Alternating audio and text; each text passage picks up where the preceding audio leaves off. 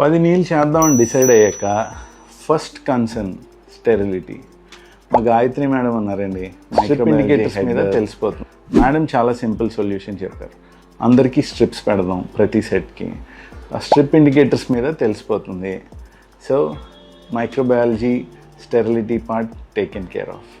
Patient identification thanks to Suresh, left and right ని sorted out. OT technicians ఉన్నారండి. So ముందు రోజు ప్లానింగ్ అప్పుడు నేను ఓకే ఈ టైం స్టార్ట్ చేయాలి, ఈ కేసు ఇన్నింటికి చేయాలి, ఇది చేయాలి అంటే శ్రీను బాబాయ్ గారు అని ఉంటారండి.